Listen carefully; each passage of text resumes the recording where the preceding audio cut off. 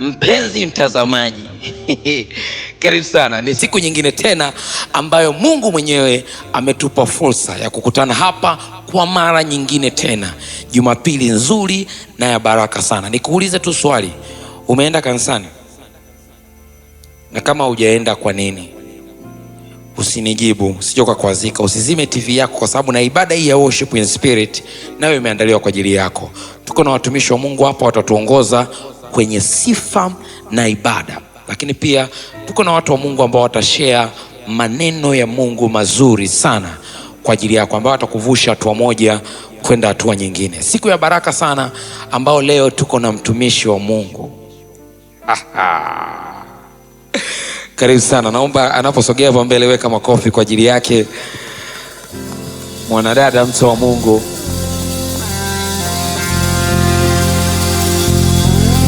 Karibu sana.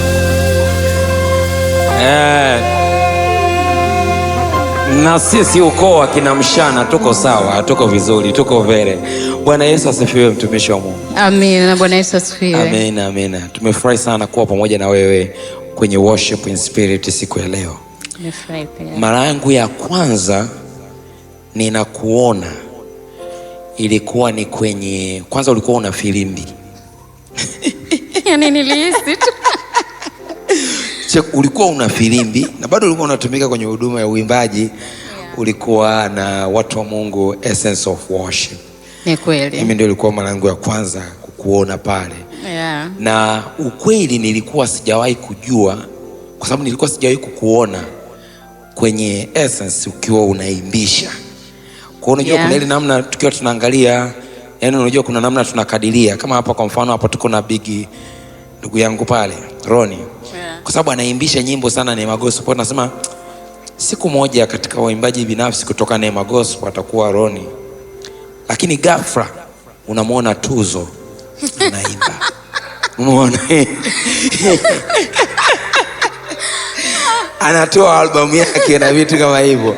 Kwa pale mimi nilikuona kwa mara ya kwanza ukiwa unacheza, unafurahi, na mara nyingine ulikuwa hata uhangaiki sana kuwa kwenye mic ya backup. Mimi natamani hiyo experience ya huko ambapo ulikuwa, inawezekana kanisani kwenye praise team ulikuwa unafanya hivyo, lakini huko sasa kwenye macho ya watu wengi sisi tulikuwa tukuoni huko sana. Natamani kujua hiyo experience mpaka unatoka sasa hapo unasikia huo wito ambao Mungu amekupa kwamba sasa ni wakati wa kufanya hichi na hichi, imekuwaje? Mara nyingi sana katika nikikutana na watu, moja ya somo ambalo nimelipata kwenye maisha yangu ni kwamba mahali popote ambapo Mungu anakupa nafasi ya kuwepo, mahali popote ambapo Mungu anakupa nafasi ya kukupeleka, ana sababu na wewe. Sasa mara nyingi tunashindwa kujua kusudi na sababu ya Mungu kukuweka mahali. Amen. Na tunashindwa kufahamu majira na nyakati. Oh yeah. Ukivijua vitu hivi viwili, vitakusaidia sana kwenye maisha yako. Amen. Kwa hiyo ninamshukuru Mungu by the way kwa ajili ya Essence of Worship. Amen. Na mtumishi wa Mungu Pastor Josiah. Kwangu pale ilikuwa ni uwanja wa kutrainiwa kama uko chuoni. Yes, kama chuoni. Yes. Yes, ambapo Mungu alinipeleka kwa wakati maalum kujifunza. Lakini pia Mungu alinipeleka pale kwa kusudi la uongozi. Amen. Ilikuwa sio kwenye uimbaji. Na ndio maana wewe unasema uliniona na filimbi, ulikuwa unaona kwenye majukumu ya uongozi. Yeah, lakini sio kwenye uimbaji. Yeah. Uimbaji, Mungu sasa alipokuja kuzungumza kwenye uimbaji, ina maana majira yangu yaliisha. Kabidi uende kwenye hatua, assignment nyingine. Yes. Wow. Sasa naomba tusichukue muda wako mwingi sana kwa hivi vitu ambavyo tunavizungumza. Acha tuachilie kile kitu ambacho Mungu amekiweka ndani ya mtumishi wa Mungu kiweze kukuhudumia hapo ulipo. Na nikuombe tu usitoke kwenye TV yako, lakini pia achana na shughuli nyingine nyingi. Concentrate na hii ibada, maana hii ni madhabahu halisi ya Mungu ambao ametupa ya worship in spirit. Nilikuwa naongea kilugha gani? Ya worship in spirit. Yesu wangu. Lakini nimekuja kugundua tunaafektiwa na makabila ambayo tumezaliwa nayo, lakini pia mazingira ambayo tumelelewa. Sasa worship in spirit ni nini? Lakini nisikutoe kwenye lengo. Rudi hapa sasa. Tumtukuze Mungu wetu, tumsifu Mungu, tumwabudu Mungu wetu, tupate muda wa kumuomba huyu Mungu anayeishi na kutawala. Karibu sana kwenye worship in spirit na mtumishi wa Mungu. Ongeza makofi mengi kwa Yesu. Hebu tu mahali ambapo uko unaweza ukanyanyua mkono wako ukaanza kumwabudu Mungu kwa maneno ya kinywa chako. Unaweza ukamtukuza kwa jinsi alivyo. Neno la Mungu unasema wazee 24 malaika mbinguni wanainama, wanasujudu, wanasema wewe ni mtakatifu, wewe ni mtakatifu, kila kitu ni kitakatifu. Bwana, tuko mahali hapa kukutukuza, tuko mahali hapa kukuabudu, tuko mahali hapa kukuambia wewe umtakatifu, umtakatifu, umtakatifu. You are holy, you are holy, you are holy, you are wonderful. We worship you, Jesus. We worship you, King of glory. Hallelujah.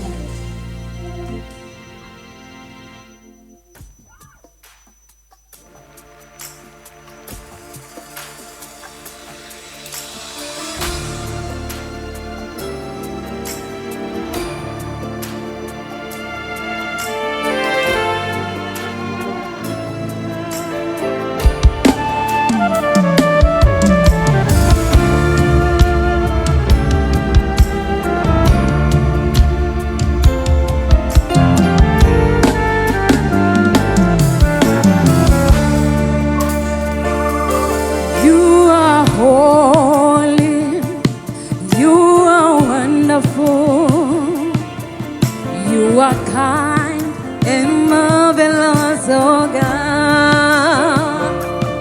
You are holy, you are wonderful. You are powerful and marvelous, oh God. You are holy, you are wonderful. You are might and marvelous, oh God. You are holy, yeah. You are wonderful, you are kind and marvelous, oh God. You are holy, you are wonderful, you are powerful.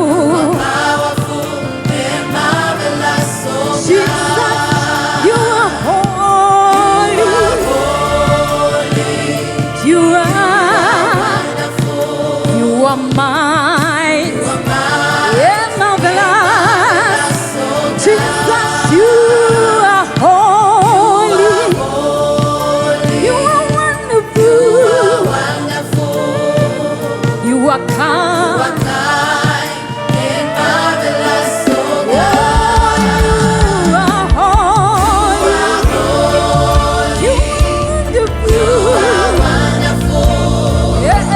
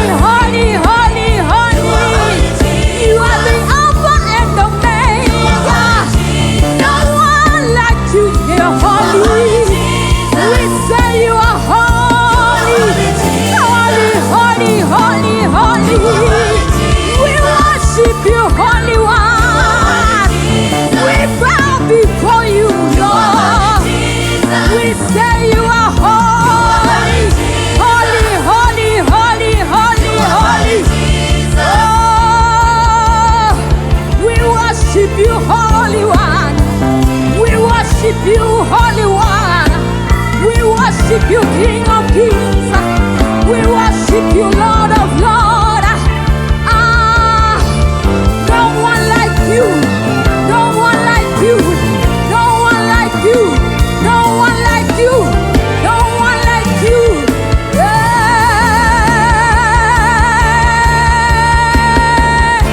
We bow before you, King of Glory. We bow before you, Jehovah. We say you are holy.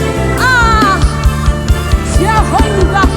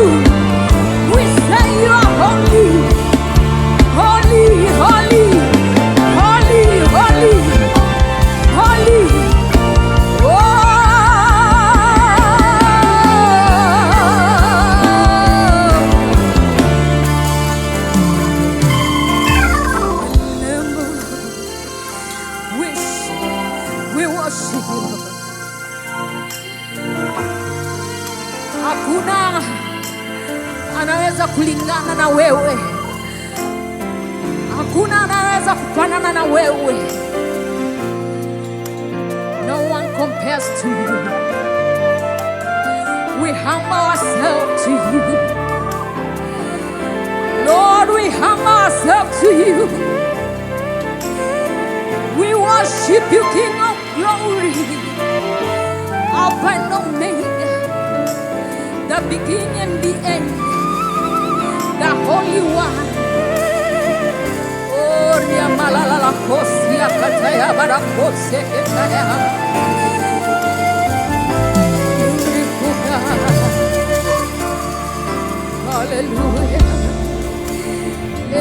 koria malala la kosi kataya wako.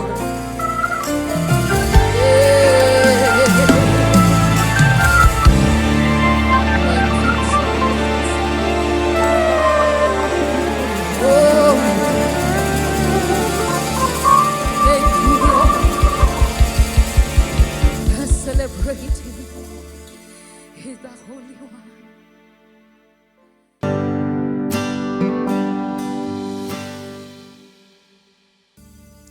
Hallelujah. Hallelujah. Yeye ni Mungu anayejibu maombi. Ni Mungu anayesikia maombi. Hata mahali ambapo umekata tamaa, hata mahali ambapo unaona kama haiwezekani, yeye ni Mungu anayesikia na kujibu maombi. Haleluya.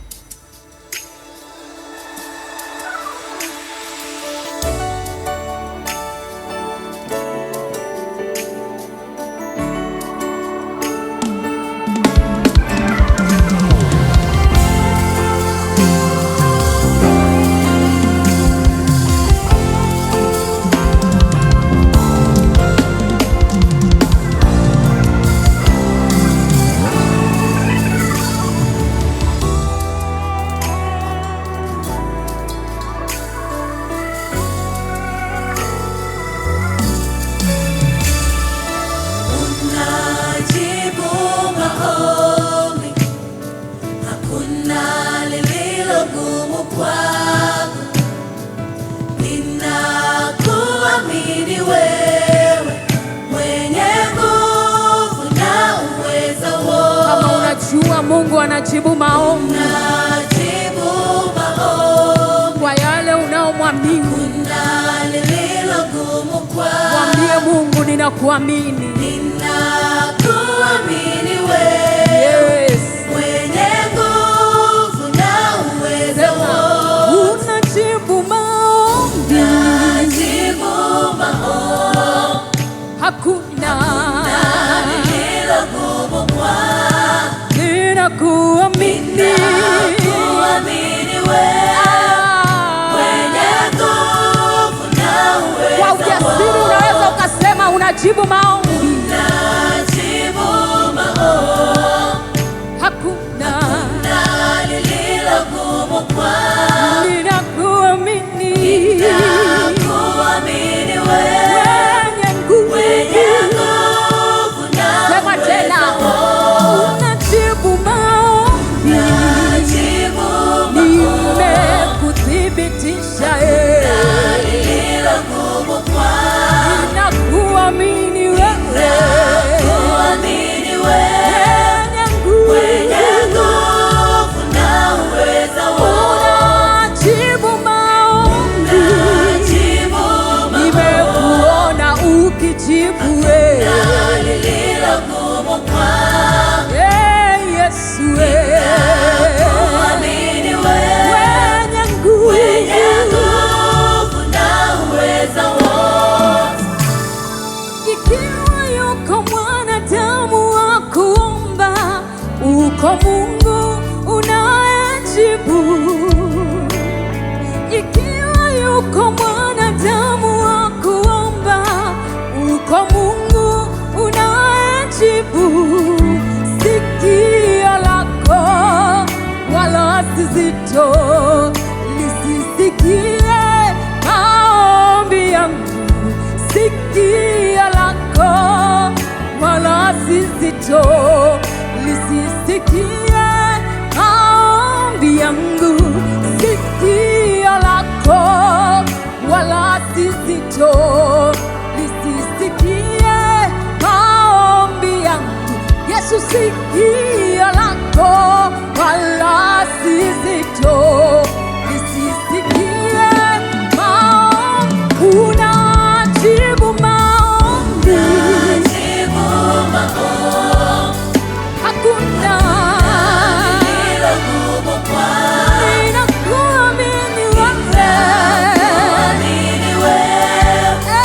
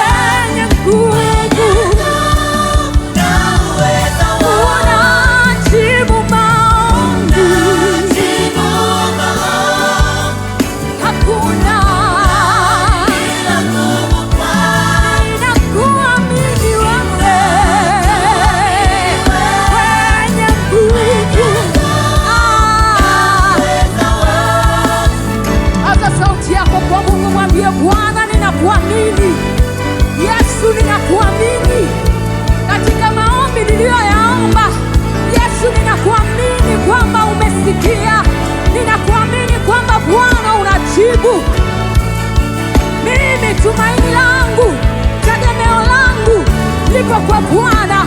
Wakati mwingine wengine tumaini lao likiwa kwa waganga ama kwa vitu vingine, tumaini langu lipo kwa Yesu. Ninatamani imani yako inuke, ninatamani imani yako inuke. Umwamini Bwana kwa maana anajibu maombi. Hajawahi kushindwa, hajawahi kukaa kimya. Yeye ni Mungu anasikia, ni Mungu anayejibu. Hajawahi kushindwa huyu Baba. Yesu anajibu maombi.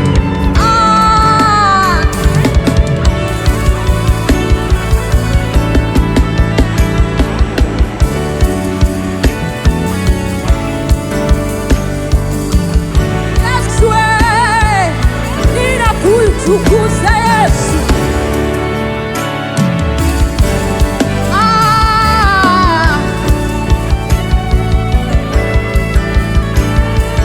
Kama umasikini waondoa,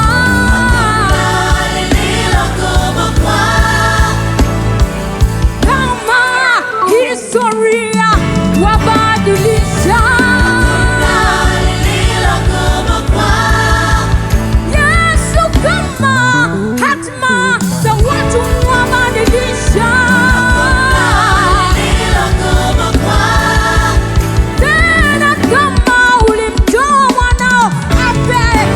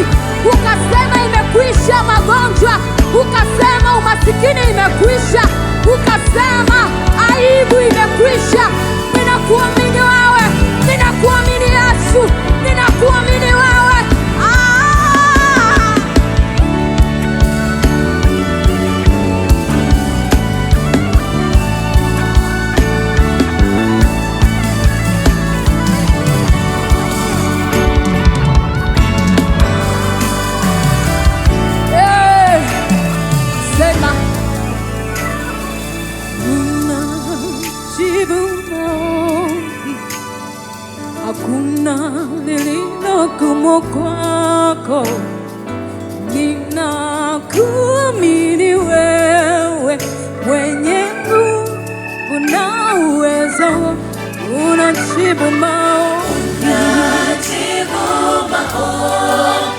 hakuna lililo gumu kwako. ninakuamini wewe mwenye nguvu na uwezo, unajibu maombi.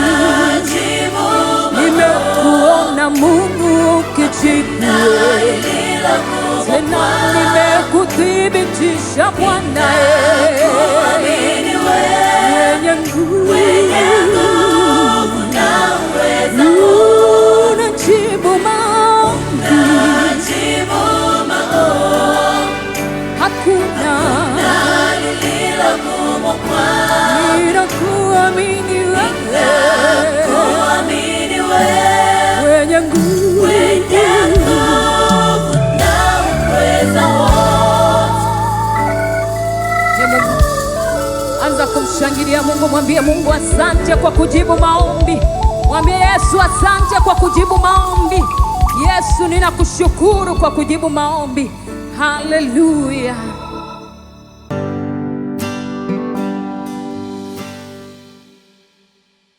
Alright. Unapoendelea kututazama kupitia Crown TV channel namba 415 kingamuzi cha Azam, ambaye mtumishi wa Mungu amekuwa akituhudumia hapa, anaitwa Goodness Ernest Mshana, lakini pia atarudi hapa kumalizia ungu ya mwisho kabisa. Wakati huu tupo kwenye panel na hawa watu wa Mungu wazuri. Tumeshawahi kuwa nao hapa kwenye worship in spirit, lakini kwenye ungwe nyingine hapa niko na dada yangu Tina Marco, alafu hapa tuko na Marco Rafael. Piga makofi kwa watumishi wa Mungu. Ulikuwa unajua nitakosea jina lako? Mbona kama umeshtuka? Ulikuwa unajua silijui au? Sio jamaa anakuja kunionaje mimi ise huyu? Lakini tuko na watumishi wa Mungu hawa kwenye worship in spirit. Tumeshawahi kuwa naye akiwa kwenye keys, kwa na mtumishi wa Mungu Paul Clement, lakini hata siku 7 alipokuja ulikuwepo pia? No, wewe ukuwepo. Uko na Paul Clement. Dada Tina tulikuwa naye mara 2 kipindi wakati tuko na Paul, na siku ambayo tulikuwa tuko na 7. Sasa nikwambie tu unayetutazama, sio kwamba ni mtu na mdogo wake, ni mtu na mwanae. Kwa hiyo tuko hapa, nilikuwa namtania sister hapa wakati namtafuta kwamba mchungaji njoo tuhudumie, kama vile akaona nikwepa, alafu nikaja nikafuatilia kwenye event, ni bado hilo jina bado hujalikubali. Hebu tuseme tuna uko, tuanzie hapo. Ili jina bado hujalikubali, lakini unaona kama linaendelea kuja kwa kasi. Kwa kweli inakuja kwa kasi sana, ila inabidi tu nikubali. Inabidi tu ukubali sana kwa kweli, maana sasa hii kitu ndio yenyewe kabisa. Mimi namtukuza Mungu sana kwa maisha na safari yenu. Naomba nianzie kwa dada Tina hapa. Umekuwepo kwenye uimbaji wa gospel kwenye gospel industry kwa muda mrefu sana. Ndio. Na kuna siku moja niliona ulikuwa mahali uliulizwa kuhusu hii huduma ambayo unaifanya ya back vocal na namna ambavyo inakuwa treated na watumishi wa Mungu. Na kuna siku moja pia na mimi niliposti kitu bwana. Niliandika waraka wa amani mmoja. Ndio. Ulikuwa una kurasa kadhaa. Kuna dada mmoja alinifuata DM. Sasa hizi najua kwa sababu wewe umekuwepo kwa muda mrefu, umekutana nazo sana. Akaniambia, kaka, afadhali umesema hicho kitu. Mimi nimewahi kuacha huduma na kuacha hivi vitu kwa sababu hawa watu kwanza wanatutumia vibaya. Unakuta mara nyingine mtu anakutumia as a backup na siku, kwa sababu unamwona ni mtumishi wa Mungu na unajitoa kwake, kwa unafika hatua ambapo labda naona natamani support, then unaenda kwake ghafla binivu bila kujua inatokea wapi, anakuambia ili akusaidie inabidi na wewe umsaidie. Na ukiangalia ni jambo ambalo kwanza sio mapenzi ya Mungu, lakini pia unashangaa, wow, mtumishi wa Mungu tena kwa ajili ya utumishi. Sasa maumivu ni mengi sana ambayo inawezekana yanakuwepo kwa hawa watu. Nini ambacho kama ni kuwa encourage, lakini pia kuachana ku encourage penye ukweli inabidi kusema ukweli. Hawa watumishi wa Mungu pia ili tunyoke. Sasa mimi naamini tupo kwenye wakati ambapo tunabidi kutengeneza kizazi cha kinao hawa wanaokuja hawa mambo yakae vizuri. Ndio hivyo sasa. Kwamba ni waseme sasa hapa. Sasa ngoja kwanza maki dada tena nikimwambia waseme hapa. Hebu tuseme, lakini pia tuponye. Yaani unajua kuna ile ya kusema na kumwacha mtu kwa kumlaumu, lakini kuna ile ya kumsema na tumtoe huko aliko. Sababu mimi naamini kuna mahali tunapita ili kujengwa na ili kutengeneza wanaokuja wapite kwenye sehemu salama. Sawa, hii kitu ni two way traffic. Yaani sio kitu ya upande wa backup tu na upande wa artist. Kila mtu ana wajibu kwenye upande wake. Na wewe mpaka unakuwa backup unataka nini? Unafanya kwa ajili gani? Dhumuni lako linakuwa ni nini? Na hiyo ina determine unakuwa na huyu artist kwa sababu gani? Kuna kutumiwa, lakini ukiwa umeamua kutumiwa. Lakini kwa sasa naweza kusema kizazi cha backups ambao wanakuja wanataka platform, fame. Yes. Alafu wakija wanakuja kurealize huku mbele kwamba mbona kama kuna backups ambao wana benefit. Kwa hiyo ikitokea hivyo, ikitokea wanagundua hivyo, kuna namna wanaanza kuhisi kama wanatumiwa. Lakini wanapokuwa wameanza huwa sidhani kama wanafuatiliaga nini kinaendeleaga kati ya artist na backup. Kwamba hichi ninachokianza kina misingi gani? Lakini kuna mwingine anakubali kwamba mimi niko chini ya huyu mtumishi wa Mungu natumika. Kwa hiyo mtumishi wa Mungu anaweza hata akamwambia atoe sadaka ya kujivalisha, nauli ya kumtoa nyumbani kumleta kwenye mazoezi. Kuna mwingine anafanya hivyo, lakini wengine wanafanya hivyo alafu baadaye wana realize kwamba kuna baadhi yetu mbona wanatreatiwa tofauti. Kwa motives zinatofautiana. Unaweza ukakuta kwa huyo artist kuna baadhi ya backups wanalipwa. Alafu kuna baadhi ya backups hawalipwi.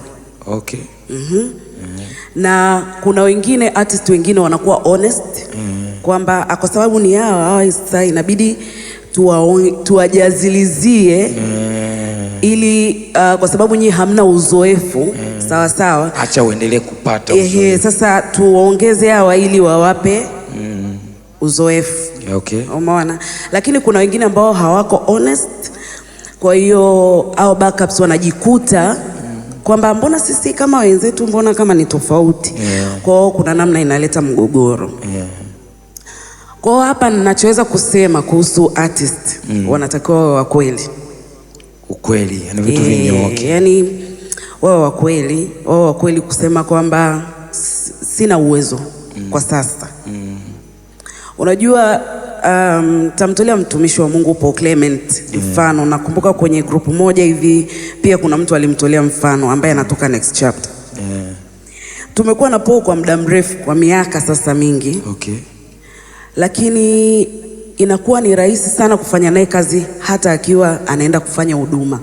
Kwa sababu huwa anapiga simu anasema, jamani hii ni huduma, naombeni tuende tukafanya huduma. Jamani hapa kuna chochote kitu. Umeona? Huyu mtu akija akisema kuna huduma ni rahisi kumwelewa, kwa sababu huwa kukiwa kuna huduma na huwa kukiwa hakuna huduma anasema. Kwa hiyo inakuwa ni rahisi. Lakini kuna mtu mwingine ambaye huelewi ni huduma au sio huduma, hawi honest. Kwa hiyo mnashangaa mnapotoka pale kuna kibunda, hamna nauli, lakini hata nauli hampewi. Kuna watu wanachoga stranded. Yes. Yani mtu ametoka kwenye huduma, artist amepokea some amount, alafu kuna watu ambao hawana nauli ya kurudi nyumbani, lakini artist hajali. Moto sana. Mimi uzuri ni kwamba wananifahamu kwamba mimi niko straight sana kwenye haya mambo. Wanasemaga hivyo, wanasema Tina achana naye. Moto. Hapana, sio hivyo, lakini ndio hivyo. Kwa sababu mimi ninachosema tu ni kwamba sisi wote ni watumishi kabisa. Ila wewe umepewa kwa kiongozi wetu. Kabisa. Yes. Kwa hiyo wewe kama kiongozi una jukumu la kuangalia wale unaotumika nao. Wale unaotumika nao mioyo yao ikiwa haijakaa sawa, inakuwa hivyo. Hamna ibada. Yani hamna kitu. Hamna ibada kwa sababu mnapanda pale mmenuniana. Nilisikia mahali ukiwa unasema kwamba kuna mtu watu musicians hawakupanda, waligoma. Yani hiyo haikuwa mahali, ni hapa hapa worship in spirit. Ni hapa hapa. Bwana. Okay. Watu waligoma. Sasa kuna vitu kama hivyo ambavyo vinatokea ambavyo ni unnecessary. Kabisa. Kwa sababu kama unafanya maandalizi mpaka ibada inakuwa ibada, manake na wao ni jukumu lako. Kwa hiyo kama ni jukumu lako, hata kama huna chochote cha kuwapa, ni jukumu lako kuwaambia kwamba jamani, kwenye hii project nimebanwa, sina kitu. Kwenye hii project jamani, nisaidieni mwenzenu. Hapa naangamia. Msipotokea yani nimeisha. Au kwenye hii project nina nauli tu na hela ya kuwavisha. Yani sema ukweli kwa sababu itakusaidia. Sasa tukifika kwenye project, wewe ndio unaanza pale kusema jamani, sasa unajua, au unazunguka hatukuelewi. Na ulituambia kwamba before hatujapanda kwenye stage kila kitu kitakuwa sawa. Kila kitu kitakuwa sawa. Sasa hapo ndo tunasema sasa hatupandi. Hatupandi kwa sababu pia tukishamalizana pale unakuwa unatugeuka. Yani kungekuwa kuna huo uaminifu kwamba baada ya hapo sasa tunafanya yani kwamba kuna follow up kwamba jamani, ile hela ambayo nilikuwa nimewaahidi hii hapa nimeipata. Kwa pia mara nyingine kuna maamuzi mengine yanafanyika kwa sababu imekuwa kama ni series ya matukio ya namna hiyo. Matukio ya namna hiyo, watu wanakuwa wanalalamika huku na huku, and mtu akiwa ameshamaliza project hata message hapo. Yani kabisa. Yani wala anasubiri mpaka next project na bila aibu anaweza akajaribu pia. Ukionyesha msimamo anaenda kutafuta watu wengine. Kwa hiyo kumekuwa kuna haya matukio ya kuna backups ambao wana uzoefu na kuna backups ambao hawana uzoefu, na wale wasio na uzoefu hawaulizi nini kinaendelea huku mbele, wanakuja kukutana nacho katikati. Wakikutana nacho katikati na wenyewe wanajaribu kupambana, wakipambana wanakwama. Umeona? Alafu tunachukuliwa wengine tunaenda kufanya overdubs, alafu sisi wenye msimamo tunalipwa. Yani umeelewa sasa mambo yanavyokuwa. Ni hatari sana. Sasa mambo ni mengi. Cha msingi waimbaji muwe wawazi. Sasa kabla sijaruka kwenda sehemu nyingine, Marco. Naam. Bwana Yesu asifiwe. Amen. Uko vizuri? Kabisa. Unaamini kwenye neema ya Kristo, right? Neema ya Kristo. Kabisa. Kwa sababu ni kitu ambacho nimekiona kwenye bio yako. Na pia kuachana na hiyo kwenye bio pia umeona pia hata vitu ambavyo unakuwa unavizungumza mara nyingi sana umekuwa unazungumza kuhusu hivyo vitu. Sasa natamani kujua kwanza hiyo chimbuko la wewe kuamini kwenye hicho kitu naweza kumsaidia mtu mmoja, lakini pia baada ya hapo uniambie wewe unafanya vitu vingapi. Maana siku ile mama alisema kwamba ndo nakataka clip, na clip tunazionaga. Ndio. Haya, juzi hapa nimeona umeposti clip unaimba. Hapa kuna watu wametaka tena uimbe, na maana wanakujua unaimba wewe. Usiniambie.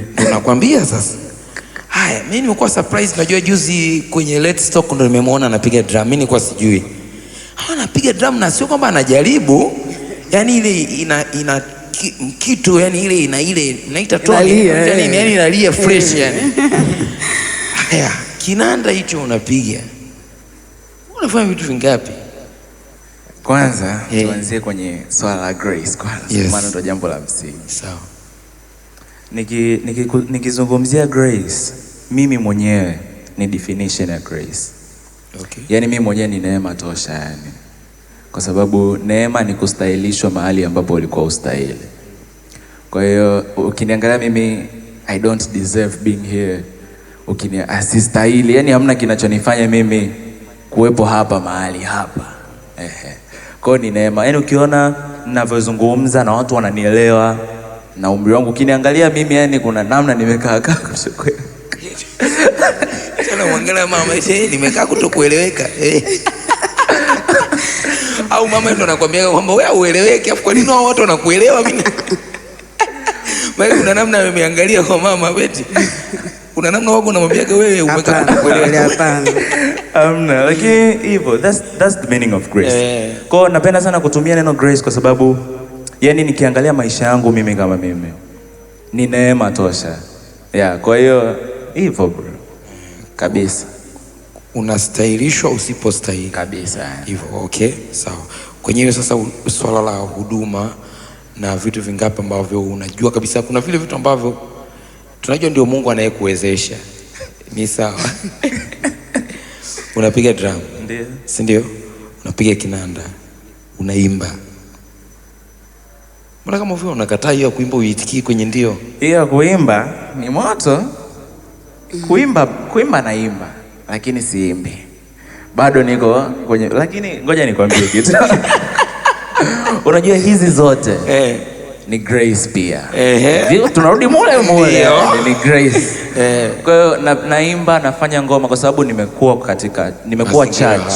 Kwa hiyo nimekuwa nikiona vyombo vya muziki nikijaribu na nini, na Mungu amenipa grace ya kuweza kuvifanya vizuri. Lakini namshukuru Mungu, ndo maana hivyo. Lini uliwaza kutumia platform kama kushare neno la Mungu na ilikuwaje? Nini kilikusukuma kuanza kufanya hivyo?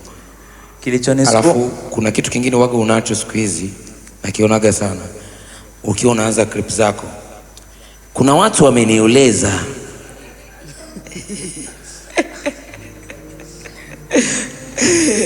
yani nini kimekusukuma kufanya hicho kitu, na ni loophole ipi ambayo uliiona au ulisikia mwito ndani, au baada ya kufanya ulifanya tu kama ulisikia tu kitu fulani ukafanya ukaona kina impact? Yani natamani kujua asili ya hicho kitu. Yesu. Safi. Yesu ndo aliniita mimi kufanya hii kazi. Wow. Kwa sababu nilianza kufanya content za kawaida. Lakini nilisimamishwa na Yesu mwenyewe. Okay. Akanifanya nianze kufanya content za Mungu. Na ulikuwa unafanya content gani? Za kawaida tu yani. Za labda chakula, kupika, kuvaa fulani hivi, unyama. Hivyo. Kwa hiyo baada ya hapo account yangu ikawa banned from nowhere. Nilikuwa na backup account. Kwa hiyo nikaanza kufanya content kweli. Nikaanza kuona yani basi tu nikaanza kuspread the gospel. Hivyo kwa hiyo nikaendelea basi, yani so kwamba nilikuwa nategemea chochote kwamba engagement na nini. Lakini Yesu alinisaidia. Wow. Kwa kweli, kwa sababu haikuwa rahisi. Kwa sababu yani unajua hivi vitu bwana, unajua ukianza kuspread the gospel, wale ambao uko karibu nao wale wanaanza kuona uchali huyu. Unakuja kuaje yani huyu kama Yesu alivyomzingua kipindi kile, yani kwamba huyu mtoto wa seremala huyu, unajua vipi huyu anakuja kutuambia nini sasa hivi? Ndio hivyo, lakini uzuri Mungu, grace, tunarudi pale. Yesu akaniinua. Amen. Kwa mpaka sasa hivi naweza kuongea hapa mbele za watoto wakanisikiliza, wakanielewa. Ni neema za Mungu. Asante sana. Hongera sana, na ni kitu kizuri tena hasa kwa generation ambayo uko nayo, ni moto kabisa. Kuna lugha ambayo unazungumza wao ni rahisi kuelewa kuliko akizungumza mtu mwenye mvi pale. Yani kuna namna fulani ukipiga ile na simu yako, kuna mtu ameniuliza swali na natamani nifafanue hivi. Yani kuna dada mmoja anakuwa anakuangalia anasema acha tu nisikilize, kama huyu Yesu ana wakaka wazuri hivi. Acha tu nisikilize jamani. Hongera sana. Ni kitu kizuri sana. Dada Tina, nakumbuka siku ile wakati umeandaa event yako, sijui kama ulikuwa umepanga ule ushuhuda ambao ulikuwa unausema ulipokuwa unamshukuru kijana wako kusimama na wewe, lakini pia neema ambayo Mungu ameitoa. Baada ya pale, ile clip ilipokuwa ikapostiwa, ilikuwa ni boom, na kila mmoja akawa na confidence za kuandika pale comments, na mimi nilipata mtoto na ilikuwa hivi. Nini ambacho umekipata from there na unatamani kuwafikia wanawake wengi ambao inawezekana wamesha kupita kwenye changamoto ambao ulipita, sasa hivi tunasema ni Mungu aliyekusaidia kuwepo hapo ulipo? Kwanza sikupanga. Okay. Nilimsahau. Nilimsahau kumshukuru yani. Kwa hiyo musicians ndio wakawa wana push kwamba umemsahau. So alivyokuja pale sasa nikasema naanzia wapi? Kwa hiyo kwamba watu ni wale watu ambao wako karibu na mimi ndio wanajua kwamba ni mtoto wangu. Kwa hiyo tu ikabidi nimtambulishe pale sasa kwamba umepataje huyu mtoto na nini, na nafanya huduma ya mabinti, so I had to say kwamba ilikuwa kuaje angalau kidogo tu ili mtu apate clue. Yeah. Na baada ya kuposti ile moto kabisa. Moto sana, yani jamani. Yani DM yangu ilifurikwa. Maana sio kufurika. Yani wadada wengi, nilipata wadada wengi sana ambao wanapitia same situation au waliopitia, na wengine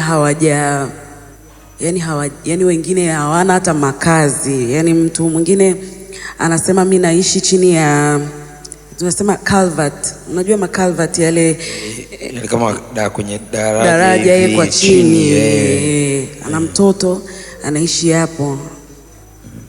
Nyumbani huko alishafukuzwa, baba alioa mama mwingine. Yani stories yani ambazo zinasikitisha sana wengine, na mimi nilijitahidi kujibu DM. Yani nilijitahidi kwa sababu nilipokuwa nikisoma zile DM nilikuwa naona uchungu wa wale mabinti, na wale walioko Dar es Salaam nilijaribu niliwapa namba zangu na wale ambao hawakuwa Dar es Salaam niliwaokokesha, yani niliongoza sala ya toba ambao hawajaokoka. Na kuwa connect kwenye makanisa ambayo ninayafahamu kwa huko na kwa hapa Dar es Salaam. Na nilifanya hivyo pia. Kwamba unaishi wapi? Naishi Kigamboni. Kigamboni. Najua kanisa Pastansia. Na mtafuta mtu wa kanisa Pastansia la Kigamboni na mconnect kule. Kwa hapa hata dada Goodness, kuna mtu niliconnect Winners Chapel, kuna mtu mwingine nilimconnect KLPT Kigamboni. Yani niliconnect watu baada ya kuokoka na kuwajoinisha kwenye grupu la mabinti ambao ninao. Na hii ni movement kwa kweli. Ninataka kuna watu ambao wamepitia same situation kabisa. Exactly, yani kwamba mchungaji ana mtoto lakini hakumfukuza. So nataka kupata hiyo experience ya mchungaji ambaye alimpa mtoto wake grace. Yani ile ilivyotokea yani kwamba sasa utakaa hapa na nini na sikutengi, utakaa hapa utagrow. Yani wewe tunakuombea sala ya toba. You're my daughter. Yani utakaa hapa. Yes. So kuna wachungaji wa hivyo ambao nafanya nao communication. Wow. Naendelea kuitengenezea namna ya kufikia wa mabinti. Yes. Maana wako wengi. Wow. Wako wengi. Na ukisikiza stories zao unaona kuna namna fulani wengine wanakata tamaa hata ya wokovu, which is not the purpose. Yani purpose yetu ni kila mtu siku moja aende mbinguni. Yes. Na kuishi maisha tu matakatifu bila kusukumwa nje akiwa amekosea. Akiwa amekosea, tunataka kanisa iwe ni sehemu ya makimbilio. Yes. Isiwe ni sehemu ya watu kukimbia kwamba sasa kila mtu ananyoshia kidole nitaenda wapi. Alafu anapotoka hapo nje ya kanisa anakutana na mtu anayemkumbatia ambaye sio mzuri, alafu anamchukua anampoteza. Okay. Kuna kitu kimoja ulikizungumza pale mwishoni kwenye ile clip. Ukasema unamshukuru Mungu kwa yote ambayo ametokea, lakini sikwambii wewe dada uende ukazae. Yes. Nilipenda sana ile clip na nikaja nikawaza kuhusu wadada ambao wao hawapo nyumbani tena. Hawapo majumbani, wana kazi zao. Yes. Nataka nijue pia hiyo kama umekutana nayo pia. Wana kazi zao, wako sawa kiuchumi. Halafu wameona umepita kwenye hiyo changamoto, halafu uko na mtumishi wa Mungu hapa. Yeah. Ambaye ni noma kabisa. Hakuna hao ambao wamekuja akasema jamani natamani na mimi nipate mtoto jamani, mtumishi wa Mungu jamani. Kwa sababu anaona yeye mazingira yake hayupo tena kwenye kufukuzwa. Yeah. Ana uwezo wa kujihendo kiuchumi. Yaani hakuna hao ambao wanakuja wanasema mimi nipate tu mwanaume tu nipate mimi kuliko kuenda huko kwenye nani. Wapo wengi. Unaona kuna mmoja nilikuwa namshaurigi akaniambia wewe, yani you be the last person kunishauri mimi kwenye hili kwa sababu tayari una mtoto. Ni kweli nimeokoka, lakini nimekaa kwa muda mrefu na naona umri wangu unaenda, kwa hiyo ninahitaji mtoto. Yeah. Kwa alivyosema hivyo nikamwambia wewe na kuruhusu nenda kazae. Kwa sababu kabla hujafika pale Yesu mwenyewe atadili na wewe. Yani kwa sababu unachokifanya unakifahamu. Yani wewe unakijua. Yani wewe unaenda kufanya makusudi. Kwa hiyo mimi nakuruhusu, lakini kabla hujafika pale, yani Yesu atakuwa ashakutangulia, wewe hutaza. Alafu alikuwa ameniambia mazingira yote. Yani kwamba tayari nina mwanaume na ni mume wa mtu. Na ni mume wa mtu amekubali kwamba anazaa na mimi. Yani aliyebaki hapa ni mamangu tu kwa sababu ana pressure. Natafuta namna ya kumuelewesha mama aelewe. Natafuta namna. Umeona? Na sina shida, you know that. Nikamwambia I know. Ila sasa ngombe kitu nenda. Unajua mwamba anaitwa Yesu. Kwani hata ulipita mwaka akarudi akaniambia umeshinda. Ambia ndio. Lakini wapo wadada na wanaona kama muda unaenda na nini. Mimi nilisema usizae kwa sababu yani situation yoyote ile ambayo unaona mtu amepitia usichukulie kama ni ya kwako. Mimi inawezekana lilikuwa ni funzo kabisa hili. Na Marco alikuwa anazaliwa kwa ajili ya purpose fulani. Unajua unapopewa mtoto sio wako. Anakuwa ni wa Mungu, anapitia kwako kama tulivyokuwa kwa Mariam. Kwamba Yesu alipitia kwenye tumbo la Mariam. Alafu akawa anafanya ile kazi ambayo aliitiwa hapa. Alivyomaliza muda wake akafanyaje? Akaondoka. Kwa mtoto anapopitia tumboni kwako ni kwa sababu fulani. Sasa usifanye makusudi alafu uka expect ita turn out to be the same na mimi. Na ndio maana nikasema usiende ukazae sikutumi, kwa sababu usije ukaje ukachukulia kwamba hii ndio nimekupa ruksa ya kwenda hata fanana na huyu. Inatamanisha ni kweli, lakini hatufanyi makusudi ili tupate. Ni pamoto sana. Marco. Na Marco.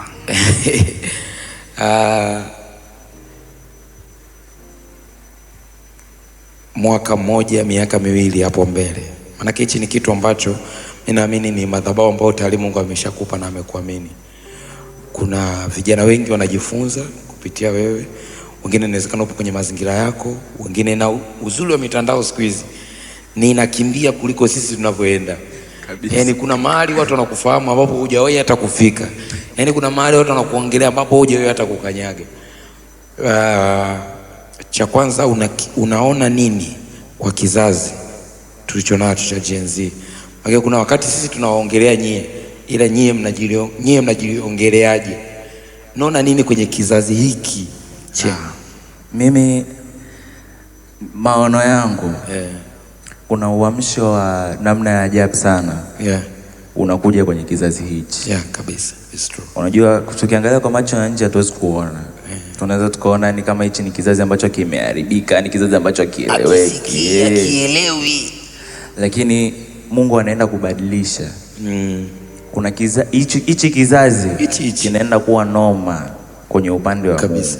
Kabisa. Na I can see that from a lot of people. Nimeona wanainuka vijana wengi na kuanza kuproclaim that Jesus is Lord na kuanza kuspread the gospel bila kuona aibu. Unajua, na mimi nafurahi sana. Hivyo yani naona kwa watu wasiwe na wasiwasi, wazazi wanaotu msiwe na wasiwasi kwa sababu moto unaenda kuwa ni mkali. Moto unaenda kuwa ni mkali. Hawataamini. Na nimeshawahi kuzunguka kweli. Mimi nawaga nafanyaga huduma vyuoni mara nyingine au kwenye mashule ya sekondari. Popote unapolalamika kuhusu kizazi, Mungu kuna watoto wake amewajisazia mahali fulani wanatengenezwa huko. Yaani ukija wakinani unasema hapo unakuja unashtuka, na huyu naye alikuwa wapi? Kumbe wapo hawa hivi. Muonekano kwako na definition gani kwa Mungu? Mimi muonekano. Unajua mimi ngoja nikwambie kitu. Ndio. Muonekano ni culture. Kwamba kuna culture ya huko, culture western na nini. Kwa hiyo it doesn't matter. Tunafanya tu hivi ili kuwa please basi. Yaani unajua kuna watu ambao ukienda ukiwapelekea injili huko na nywele kama za kwangu hawatakuelewa. Kwa sababu wana picture fulani ya ulokole kwamba ni mtu amenyoa fulani, amevaa low cut stuff, amepiga suti fulani. Amekuja ndo naweza nikamwelewa. Lakini kuna watu wengine ambao nikienda hivyo hawatanielewa. Na kila mtu ameitwa kwa ajili ya kundi fulani. Kila mtu ameitwa ili kuwafikia watu fulani. Kwa hiyo mimi ninachoamini ni kwamba mimi nikikuhubiria injili usipoelewa, inamaanisha mimi sijaje kwa ajili yako. Ataitwa mtu atakuelezea wewe vitu vya kwako na kwa lugha yako utamuelewa. Kwa hiyo yani sasa ukiniona mimi niko hivi, kama wewe hujisikii vizuri moyoni mwako, muombe Mungu akusaidie. Unajua Biblia mnanilia alisema ni kweli siamini, lakini nisaidie kutokuamini kwangu. Yule mzee alimpeleka mtoto wake wa miaka 12 na kifafa. Akamwambia Yesu akamuuliza, unaamini kwamba naweza kumponya huyo? Ndio, siamini, lakini nisaidie kutokuamini kwangu. Kwa hiyo wewe unaoniona mimi ni mswaki, ni miogo, siwezi kuelezea wewe kuhusu Yesu. Sasa tunawasaidiaje wale ambao wanaamini kwenye ile neno kwamba ole wake asababishai makwazo? Sasa makwazo yanasababisha mtu yoyote. Wewe mwenyewe ukinikataa mimi umesababisha makwazo kwako. Ndio. Kwa makwazo yanakuwa ni kote kote kuwili. Kwa sasa utulie, tuvumiliane kabisa. Allah. Taratino kwa kumalizia, najua una program ya mabinti na ni wito ambao Mungu amekupa. Inawezekana kuna kitu kimoja unatamani kuongea na binti anayetutazama au mama anayetutazama. Ninachoweza kukisema sasa hivi, kumekuwa na maneno mengi, maushauri mengi sana kwenye mitandao ya kijamii. Na shetani amejaribu kupush agendas ambazo sio sahihi, especially kwa mabinti au kwa wanawake. Na kwa sehemu anafanikiwa kuvuruga. Sasa huduma ninayofanya inaitwa Rooted and Rising in Christ. Mimi nawakumbusha mabinti kwamba you are rooted and rising in Christ. Kwamba wewe umepandwa ndani ya Kristo, unachotakiwa kukifanya ni kurudi kwenye mizizi, yani kwa Kristo, kujua Kristo anataka nini kuhusu wewe kama binti. Amen. Kwa mama ambaye uko nyumbani, jitahidi pia kuwafundisha watoto toka wakiwa wadogo, watoto wa kike. Lakini pia kuset up misingi ya Kristo kwenye nyumba yako ambayo itasaidia mabinti kukua katika Kristo, ili hata anapokutana na mbwa mwitu huko nje ajue jinsi ya kuescape hivi vitu vinavyokuja. Ni hayo tu. Amen. Unayetutazama uko na mtumishi wa Mungu Tina pamoja na Marco. Neno la moja kuongea na Gen Z. Yesu anawapenda. Yesu anawapenda. Hii ni Worship in Spirit na hapa ni Crown TV channel namba 415 kingamuzi cha Azam. Tumemaliza hapa, lakini dada Goodness atakuwa anamalizia kumtukuza Mungu, lakini mimi nikushukuru sana wewe ambao umekuwa pamoja nasi kuanzia mwanzo mpaka wakati huu. Tukutane tena wiki ijayo, lakini pia usisahau kitu cha msingi sana, nikukumbushe hii ni madhabahu kamili na kuna namba ambazo zinatoka hapo chini ambazo unaweza unatamani kutoa sadaka yako, kwa sababu vyote hivi vinafanyika hapa. Jaribu nawe kujiambatanisha na hiyo madhabahu. Mungu akubariki sana na tukutane wiki ijayo.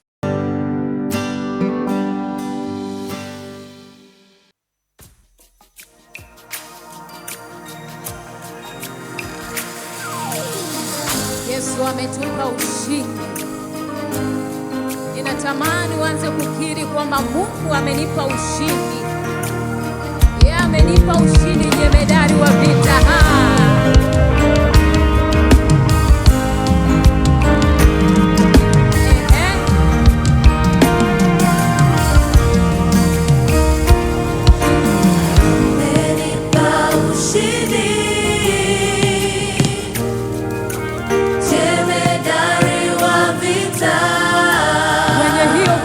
Mwambie Yesu amenipa ushindi, jemedari wa vita, jemedari wa vita.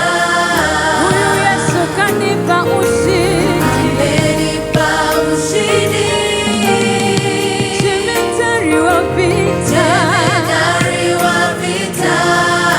Amenipa ushindi, amenipa ushindi, jemedari wa vita, jemedari wa vita. Sema amenipa ushindi, amenipa ushindi, jemedari wangu wa vita, jemedari wa vita. Kwenye magonjwa kanipa ushindi, amenipa ushindi, jemedari wangu wa vita, jemedari wa vita. Kwenye uchumi nao kanipa ushindi, amenipa ushindi, jemedari wa vita, jemedari wa vita. Amenipa ushindi.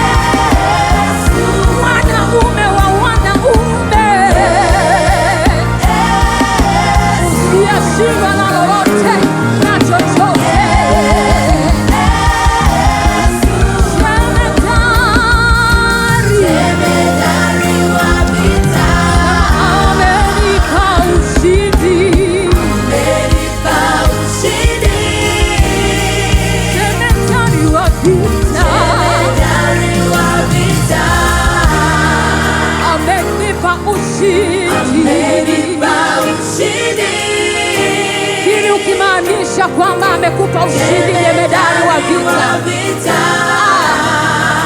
Amenipa ushindi, jemedari wa vita. Ameniletea mkononi, jemedari wa vita. Mimi ni mboni ya jicho lake, jemedari wa vita. Amenichora kwenye viganja vyake, jemedari wa vita. Kama tena, amenipa ushindi, jemedari wa vita. Huyu baba kanipa ushindi, kanipa ushindi, kanipa ushindi, kanipa ushindi.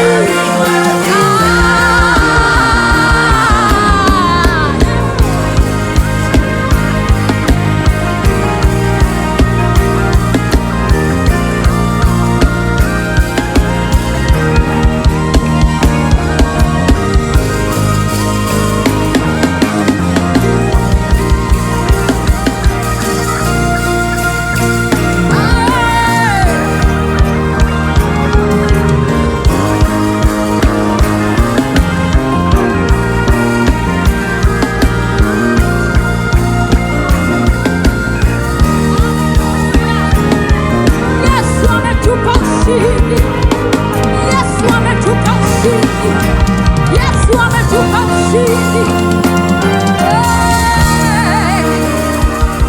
Hebu mshangilie tu Bwana, mwambie Bwana, umenipa ushindi. Asante kwa ushindi, asante kwa ushindi.